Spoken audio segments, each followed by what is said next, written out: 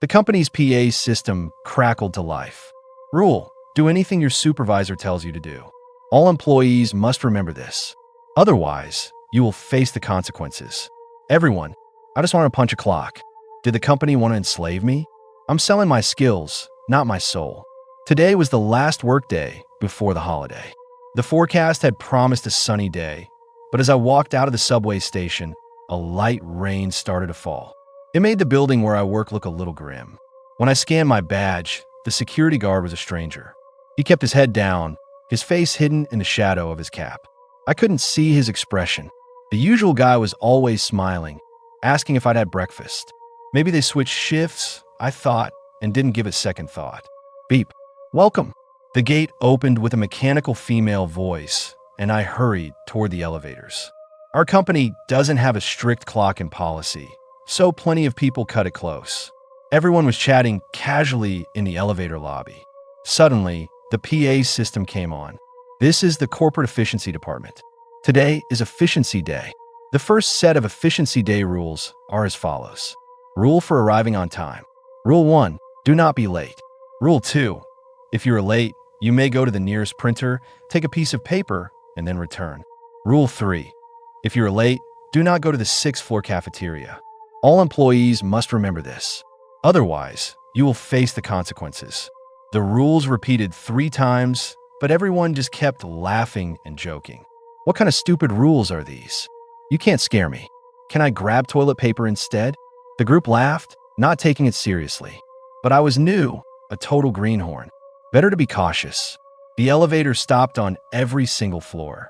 It was 8:20, and the seconds dragged on like years. 5th floor. The moment the doors cracked open, I shot out and flew into the office like I was clearing hurdles. 8:29. Phew, that was close. I scanned the room, doing a head count. Kevin was here. Chris was here. Who else? Oh no, Maya wasn't here yet. I quickly called her. I woke up late this morning, just got in the building. The boss isn't in yet, right? I hurriedly told her the rules I'd heard. It's just some third-party consultant HR hired, right? They're being so dramatic. I'm gonna grab some breakfast from the cafeteria first. Don't go to the 6th. Before I could finish, I heard the elevator announce its arrival on the 6th floor. A girl's gotta eat. The line went dead with a dial tone. The signal must be bad in the elevator. I hung up, speechless. At 8:35, the broadcast started again. To all employees, of the 100 staff members today, 30 have failed to comply with rules 1 through 3. The purge protocol has been initiated. The second set of rules will be announced at 9 o'clock. Please take the Efficiency Day rules seriously. Purge? What did that mean? I didn't get it. People in the office just looked at each other. I opened our group chat. Did you guys hear? The people who didn't follow the rules, they've all vanished. Can't reach them by phone either. My department head is gone, and he was supposed to lead a meeting in a bit.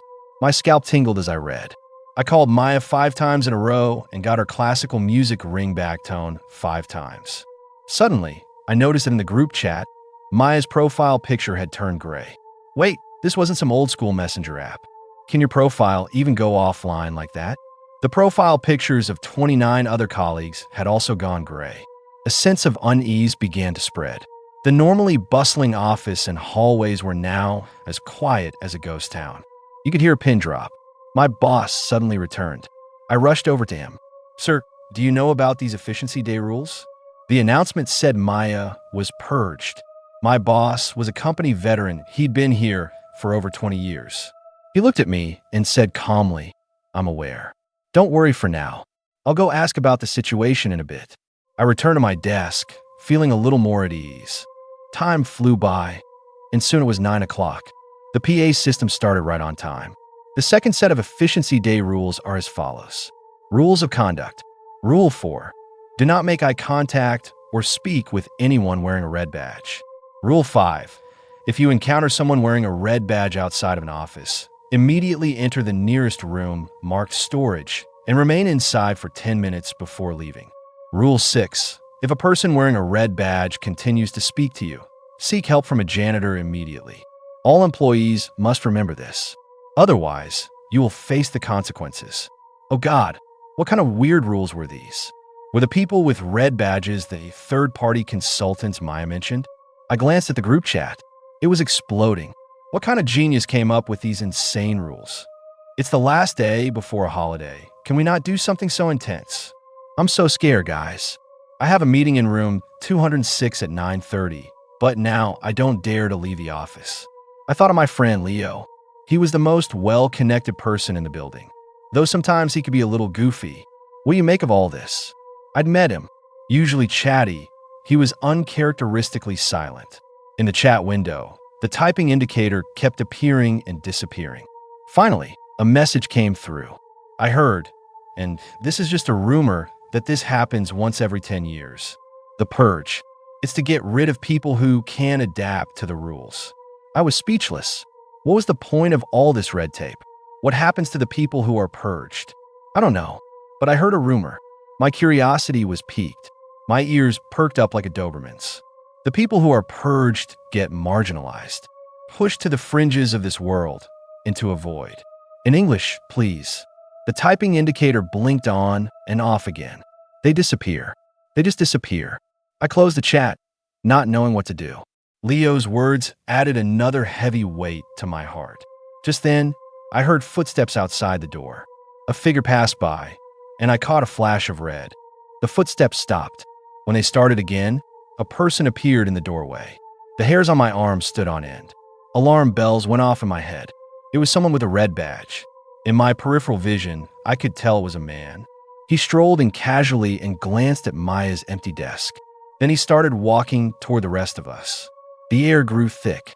Everyone pretended to be incredibly busy. I typed furiously, hoping he wouldn't be clueless enough to talk to me. But, just my luck, he stopped right in front of my desk. I looked calm on the outside, but on the inside, I'd already checked out. I stared intently at my computer screen, terrified that if I slipped up, we'd lock eyes. My toes were digging into the floor. He watched me for a moment, then saw me mindlessly right-clicking and refreshing my desktop. Damn it, my brain always defaults to these repetitive actions when it freezes. I could feel a strange smile spread across his face. What are you so busy with? His voice was as cold as a machine's. It was like death itself was speaking, and my whole body went rigid. Don't answer. Don't answer. I chanted it in my head. My right-clicking got even faster. Just as I was about to snap, smash my computer, and run, a God-sent voice came from behind me. Amy, go down to the 4th floor and grab the documents I printed. Hurry. It was my boss coming to my rescue. You're the best. I'll never call you an old weirdo again. I held a finger up between my eyes and focused on it, willing to go cross-eyed just to get around this robot safely. I fled the office in a panic.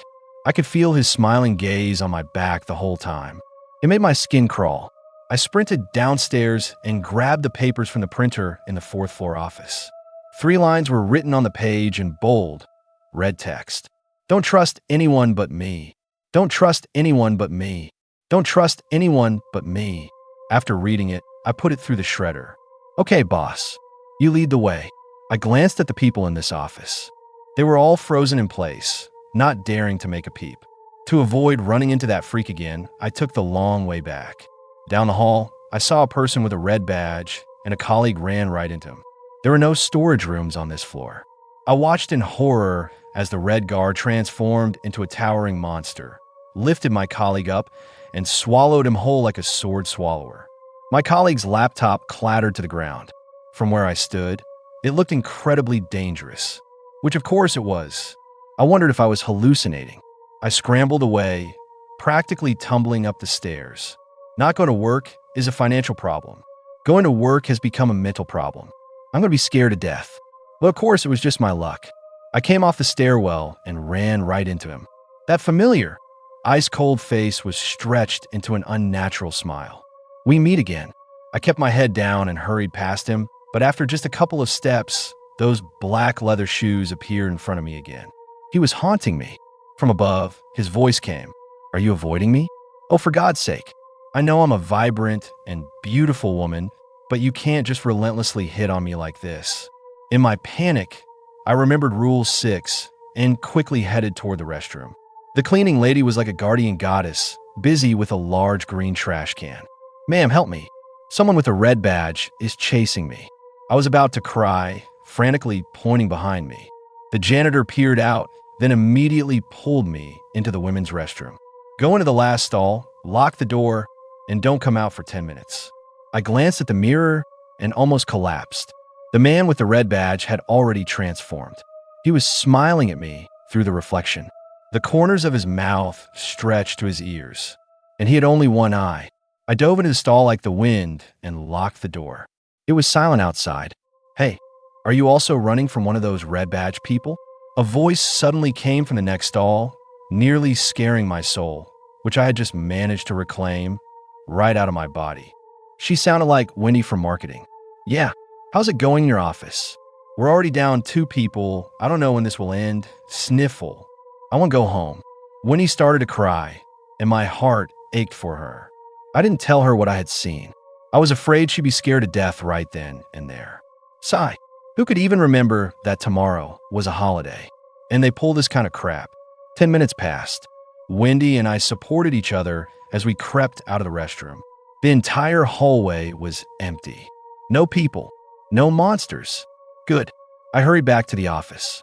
To all employees, since 9 o'clock, 20 people have failed to comply with rules 4 through 6 and have been purged by the Red Guards. The third set of rules will be announced at 11:30. Please take the Efficiency Day rules seriously. So those monsters were called Red Guards. They even gave themselves a title. Sounded like the Norton security guards or something. As expected, I opened the group chat. 50 profile pictures were now gray. We were all here just trying to make a living because we were broke. We were comrades in arms on the same front line. I hope they were still alive. At the same time, I started thinking about something else. 11:30 was the start of the lunch break. Did that mean we could leave the building? The third set of Efficiency Day rules are as follows. Lunch and dining rules. Rule 7. The lunch break is from 11:30 a.m. to 2 p.m. During this time, you may not leave the building. Rule 8. All employees must eat in the cafeteria.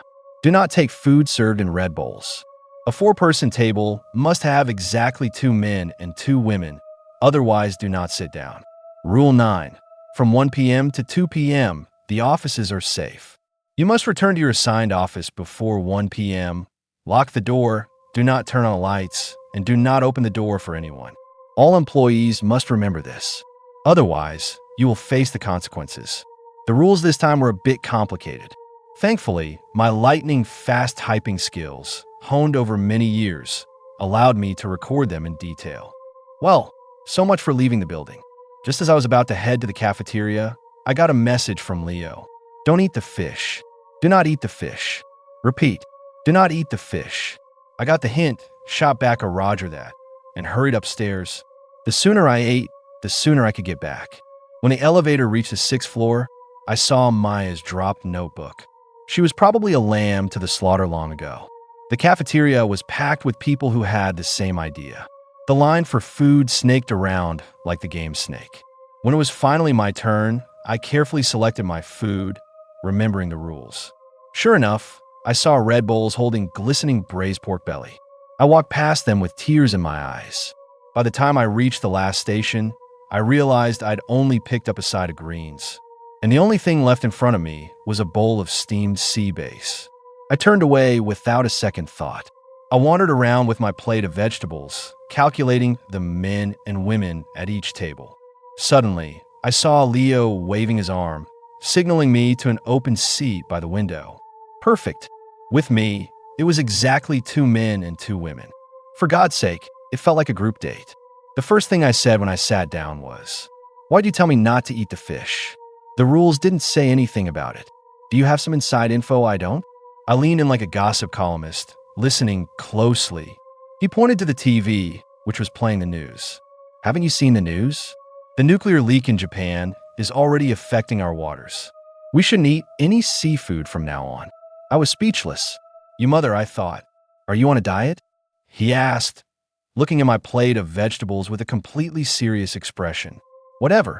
I'll be the bigger person. He got me all worked up for nothing. I angrily chewed my greens. At the same time, I scanned the cafeteria.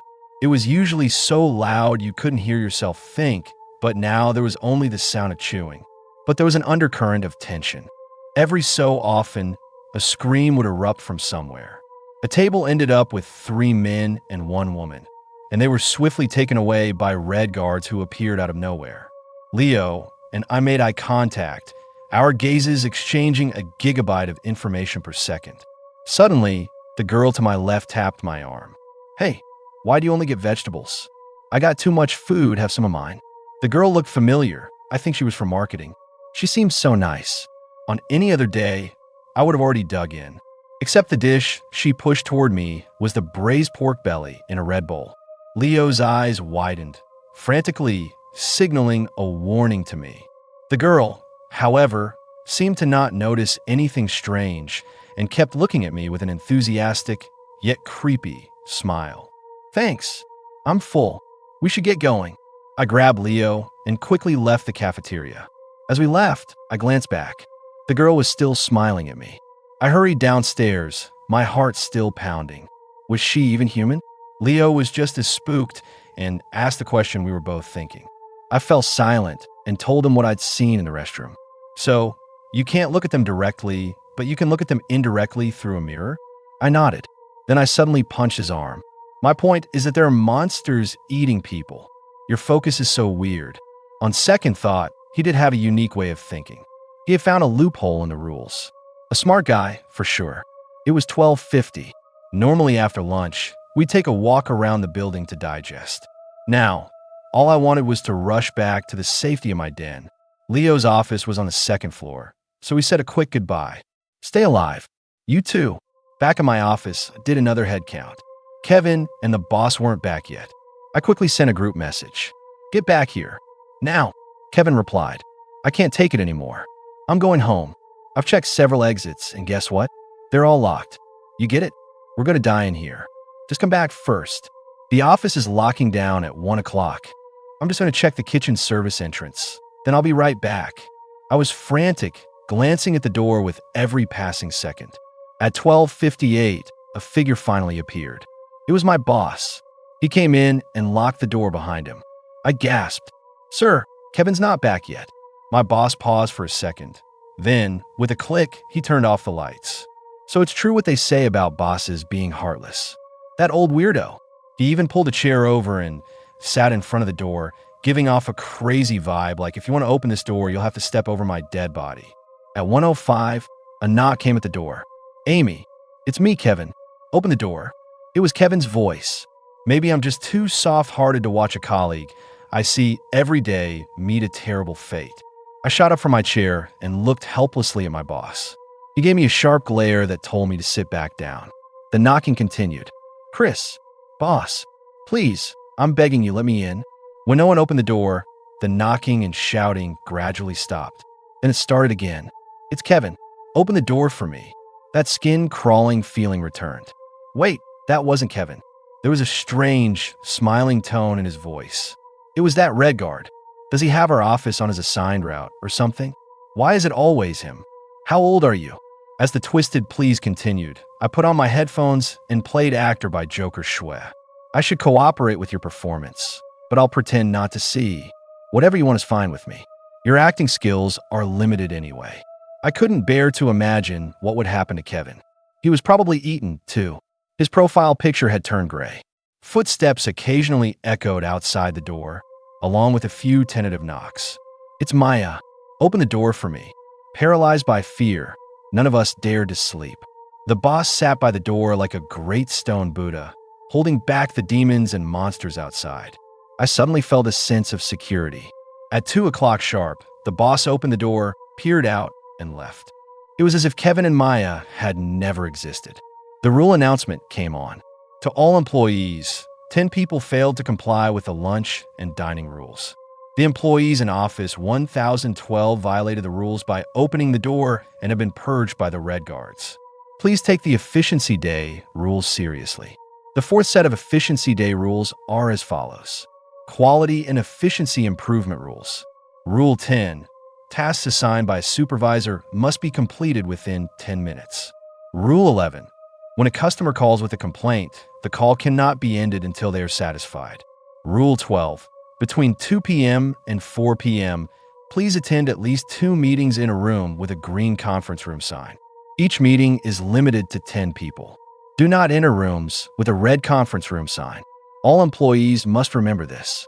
Otherwise, you will face the consequences. Whoa, so now we're getting into the corporate grind, are we? Well, I'm not afraid of the grind. I am the queen of the grind. They call me the nuclear-powered donkey. Just then, Chris, who was in our office, suddenly stood up and ran out like a madman. My girlfriend is in 1012. He yelled as he ran. Haley, his heart-wrenching scream echoed down the hall. I felt a deep sense of sorrow. Ring, ring. The phone on my desk rang. No time for sadness. I immediately picked it up. I was in the customer service department, and everyone had a desk phone. The sound of ringing phones now filled the adjacent offices. It was a massive suck-up session. Hello, sir. How may I help you today? The house you guys developed, why does it only have one bathroom? I have a family of 5. How do you expect us to use it? I thought to myself, you're the one who chose it. You buy the house you can afford. You didn't have the money, so you bought a 3-bedroom with 1 bath. What the hell does that have to do with us? On a normal day, I'd be tempted to shove his contract in his face and show him which idiot signed it. Don't play the I don't know any better card with me. What a pain. I open my mouth wide. We've received your feedback, and we are terribly sorry that this has impacted your living experience. Cut the crap. Just tell me how you're going to fix it. Sir, regarding the issue of not having enough bathrooms, the single bathroom in the unit you purchased is quite spacious. How about our company installs an extra toilet for you? The other end of the line went silent. He probably wanted some money, but I took an unexpected approach and hit the customer's pain point directly. Well, okay then, but I want a smart toilet. A good one. No problem. We'll arrange for someone to come and install it tomorrow. Satisfied, he hung up. The company had plenty of toilets in stock. As for the plumbing modifications, I'd let the engineering department figure that out. I just had to make sure my customer was happy. Just as I was cheerfully taking calls, my boss suddenly spoke. Amy, I need you to put this PowerPoint together. I need it for a meeting later. Great, a rush job. But I couldn't get off the phone. The customer was an elderly man who was rambling on, telling me all about how his son hadn't visited him in a year. He was treating me like a personal therapist. If this kept up, I was going to violate Rule 10. Thinking fast, I called my mom's number on my cell phone. Hello. I put my cell on speaker and held it up to the landline's receiver. Then I calmly started working on the PowerPoint, because no one could chat like my mom. Sure enough, a little while later, the system showed the landline had disconnected. The review said, the lady's service was excellent. Satisfied. It sounded a little weird, but the task should be complete. I ignored the dozen urgent messages from my mom on WhatsApp. I'll explain it all to her when I'm safe. 9 minutes and 20 seconds. I looked at the successfully sent PowerPoint and breathed a sigh of relief.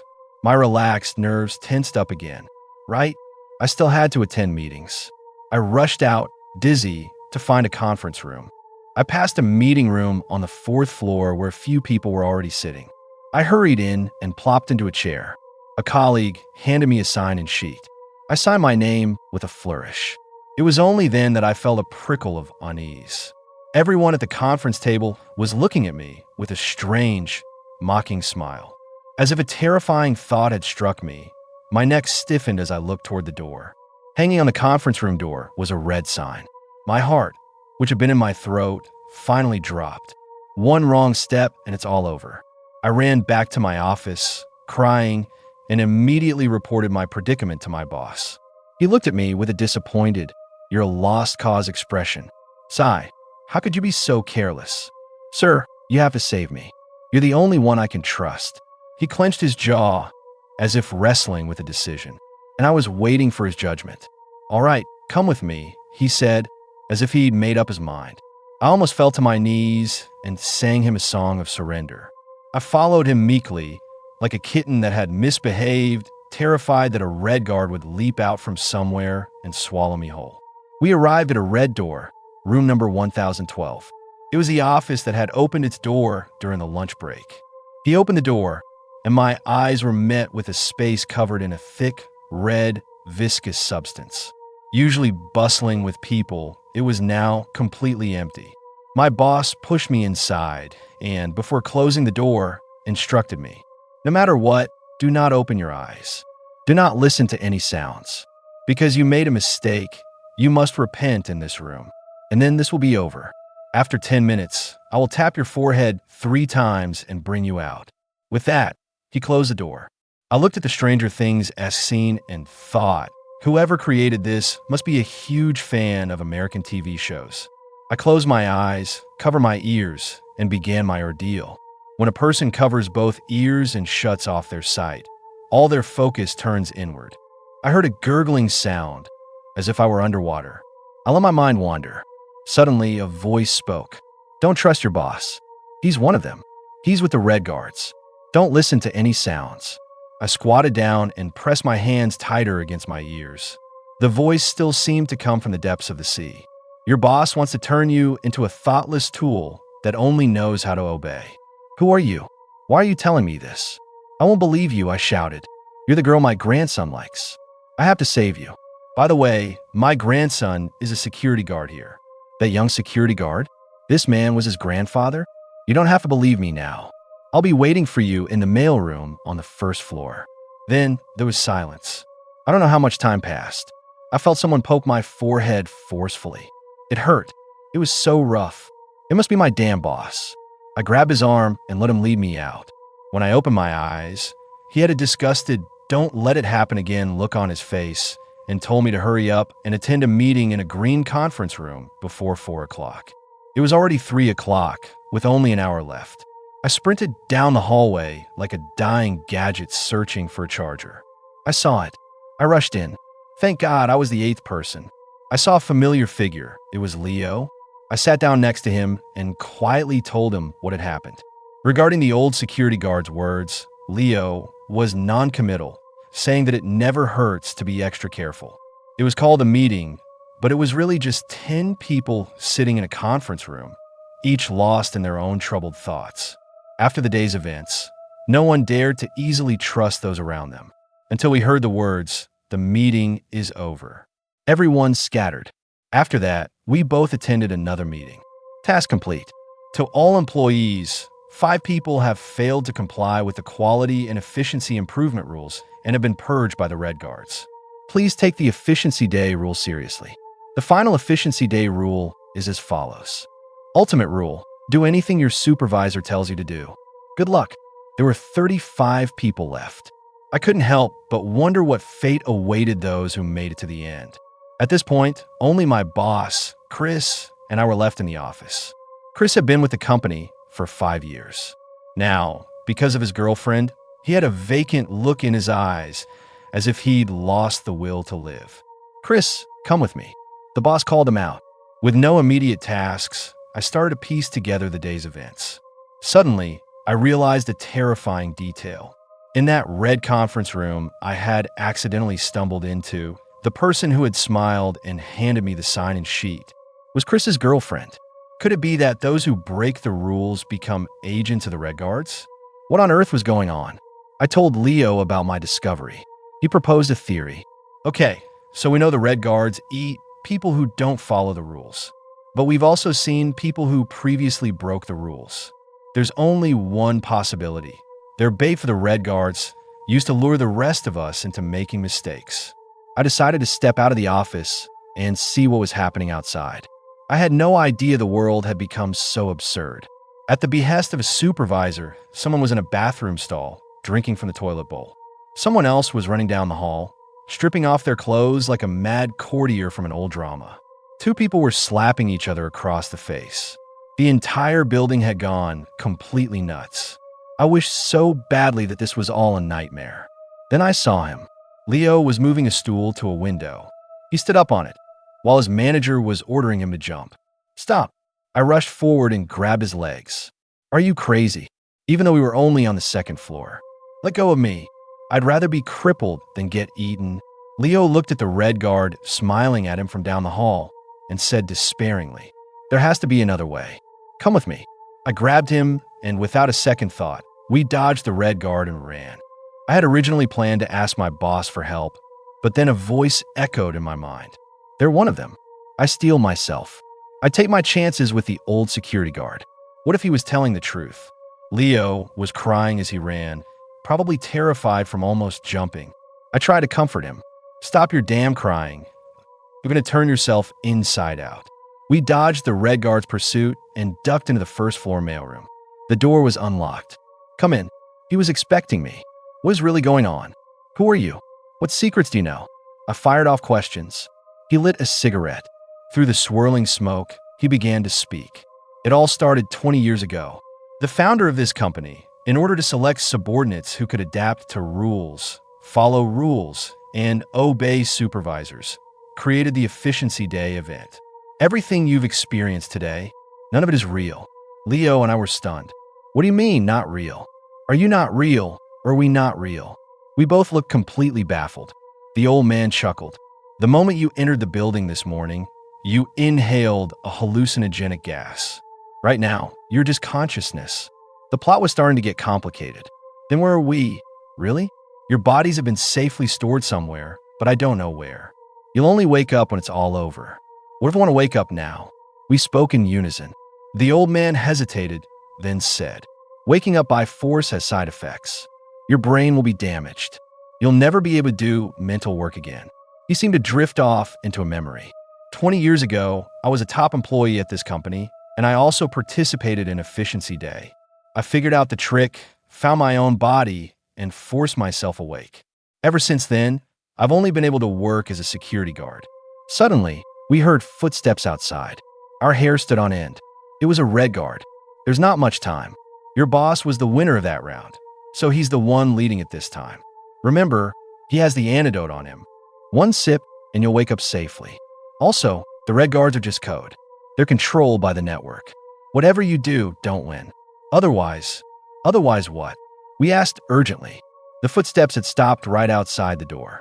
The doorknob began to turn slowly. Damn it, we forgot to lock the door. Otherwise, you'll become the very thing you hate, and the cycle will start all over again. The door opened. We were ready to bolt. But who should be standing there but my boss? What are you two doing in here? He asked in his usual flat tone. 2 of us? There were 3 of us. We looked back. The old man was gone. Boss, we were looking for a package. I had some tea I bought for you delivered to the office. I put on my best bootlicker smile. Even I was impressed with my ability to think on my feet. Did you find it? My boss asked, a faint smile playing on his lips. The delivery guy probably made a mistake. It must not have arrived yet. I pretended to dust off my hands and started to pull Leo out of the room. Amy, he called my name. I snapped to attention. Yes, sir. Go find Chris. He needs your help with something. Leo was too scared to go back, so he found a storage room to hide in. I returned to the office. Chris was like a different person. He greeted me with a broad smile. Where have you been? I've been waiting for you. The boss said you needed my help. He rubbed his hands together. Yeah, the boss wants us to clean a room together. He said he's moving his office there after the holiday. I followed him to the end of the 5th floor hallway to a room that was locked with a chain and had never been opened. He took out a key and opened the door. I walked inside. The place was covered in a thick layer of dust. It looked like it had been abandoned for a long time. Where are the brooms? I turned around to ask, only to see Chris quickly shut me in and lock the door. I'm sorry, Amy. I had no choice. The boss said if I do this, I can get my girlfriend back. You just stay in there. He yelled from outside the door, then left. I quickly realized I'd been set up. That bastard. Just then, a figure in the corner stirred. A deformed red guard stood up. It opened its bloody maw and walked toward me excitedly. Oh crap, it's you again. A sitting duck. You just don't give up. I looked around frantically and found a mirror among the clutter. I picked it up and started to watch it through the reflection, serpentine walking to stay one step ahead of it. I suddenly remembered what the old man had said about the red guards. Their code, cut the internet and they're dead. When you're at the end of your rope, a path forward appears. My eagle eyes quickly located the router. I rushed forward and yanked out the network cable. Bye-bye, sucker. In the mirror, the red guard froze as if petrified. It didn't move. I ran to the door and started kicking it like crazy. Because the door was old and in disrepair, I managed to break it down. It's definitely not because I'm super strong or anything. Damn it. I was going to find the building's main network server room and pull the plug on this whole operation. I found the building's control room. No one was inside. A wall of security monitors showed the chaos still unfolding. It's time to end this, my darlings. Just as I was about to hit the kill switch, I saw my boss's mug next to the PA microphone, along with a piece of paper with his handwriting on it. It listed all the rules. So, the voice on the broadcast was my boss, using a voice changer. That old fox. No wonder he was never in the office during the announcements. It all made sense now. He really was the architect of all this. I quickly scanned the monitors, checking each room. And what luck, I saw my boss in our office. And then, a room full of people appeared before my eyes. It was the first-floor multi-function hall, a large conference room that could hold 100 people. So that's where they all were. The old man was telling the truth. Now, let me put an end to this farce. I shut down the network with one click and sent a message to Leo. We headed to the 5th floor together. Time to storm the castle. Time for a reckoning. When we saw the boss, he was watching 2 female colleagues dance while Chris stood beside him, bowing and scraping, offering him a cigarette. What a pair of assholes. Leo charged forward with a flying kick that sent Chris straight to dreamland. The boss was a little surprised to see me. I told the 2 women to leave and lock the office door. What do you think you're doing? The boss boomed, trying to assert his authority. Who gave you the right to plan such an inhumane event? You old bastard. The boss realized I knew things. He didn't get angry. Instead, a smile crept onto his face as he said calmly, Amy, I had high hopes for you. You're smart and you're obedient. More importantly, you're a blank slate. There's so much potential for shaping you. Shaping me into your puppet? Do you have any idea how much psychological trauma this causes people? I said through gritted teeth. He remained calm. Employees must obey. Only through obedience can they be of use to us. The rest are trash, not worth a second thought if they go crazy. Who the hell do you think you are, God? We work for you. We didn't sign a deal with the devil.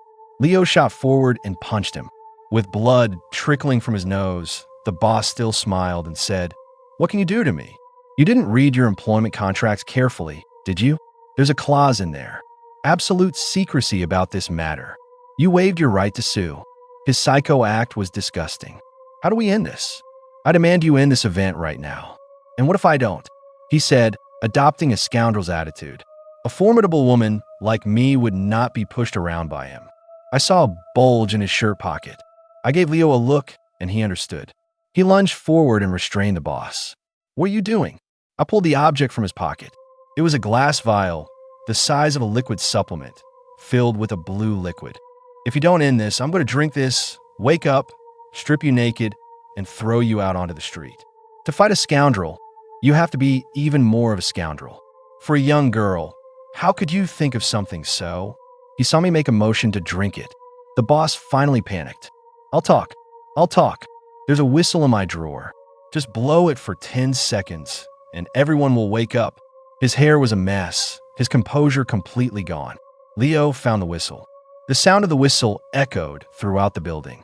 In the first-floor multifunction hall, people began to wake up one by one. After a moment of confusion, they began to laugh and cry, hugging each other to celebrate their survival. Don't let that bastard get away, I yelled, pointing at the boss, who was trying to slip away. He's the one who planned all of this. The crowd surged toward him. He should be thankful that the law protected him, but the law would also punish him. The company scandal made the news. 100 witnesses testified against the boss. The stock price plummeted, and the company went bankrupt. The police investigated the illegal use of drugs and shut down the illicit research lab that developed the project. The boss was thrown in jail. I hope that in there he can also be a good, obedient inmate. In the aftermath, many people suffered from psychological issues. Chris was one of them. I heard that at home. He would shout every day about being an outstanding employee, that his boss had promised to promote him, and that he needed to go to work. We all went to therapy. Leo just went abroad to clear his head. Rich people and their extravagances. Not like me. I could lie in bed for a whole day. I rested for over half a year. During that time, I had plenty of nightmares. I'd dream of the Red Guard staring at me with that creepy expression. Damn him. I decided to find the old security guard and thank him in person. I got the home address the young guard had left with building management. It was an old apartment complex. I knocked on the door. The young security guard opened it. He was surprised to see me and welcomed me in. He was even more surprised when he learned I was there to see his grandfather. "How do you know my grandfather?" I briefly explained how I had met his grandfather at the company. A strange expression crossed his face. He led me to a large room, opened the door, and I saw the old man lying in bed. My grandfather, he has intellectual disabilities. He's been in a vegetative state for 10 years. I don't know what happened between you two, but since you're here, you might as well see him. He stepped out and closed the door. I was a bit stunned, and the confusion returned. I sat by the bed, looking at his peaceful face. Suddenly, I felt a sense of release. The old man had been so fixated on the past. Maybe, in the great beyond, he had never truly left that company. And in that hallucination, he had helped me and saved most of the others. He had stopped people from repeating his mistakes, from being manipulated. I should take his kindness and go live the life I want to live. I gave a deep bow. Before I left, I gave a young security guard a kiss on the cheek. I walked away without looking back. The sun was shining brightly outside. It was time for me to go find my own life.